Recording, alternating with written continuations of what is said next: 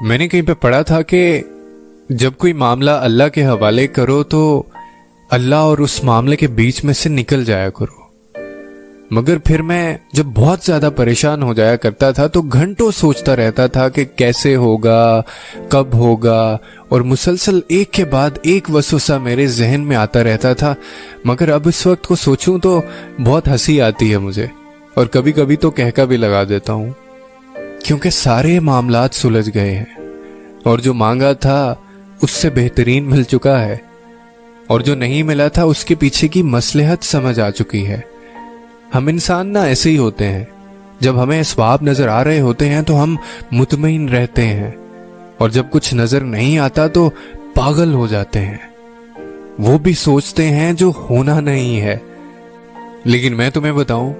اللہ پہ یقین تو ایسا ہونا چاہیے کہ سامنے سمندر بھی ہو نا تو تم کہو کہ میرا رب رستہ بنائے گا، اور اگر ایسا نہیں ہے تو سمجھ جاؤ کہ یقین چیزوں پر ہے، لوگوں پر ہے، اسباب پر ہے، اللہ پر نہیں ہے۔ یقین رکھو تمہارے مسئلے جتنے بھی بڑے ہوں اللہ سے تو بڑے نہیں ہو سکتے نا۔ جو چیز تمہیں ہزاروں دعاؤں کے باوجود نہیں دی جا رہی اس پر تمہیں مطمئن کر دیا جائے گا۔ ایک دن تمہیں مصلحتیں ساری سمجھ آنے لگیں گی اور سمجھا دی جائیں گی، اس سے بہتر عطا کر دیا جائے گا۔ اللہ فرماتا ہے، ہو سکتا ہے ایک چیز تمہیں پسند ہو مگر تمہارے حق میں بری ہو، اور ہو سکتا ہے ایک چیز تمہیں ناگوار ہو مگر تمہارے حق میں بہتر ہو، اور اللہ جانتا ہے، تم نہیں جانتے۔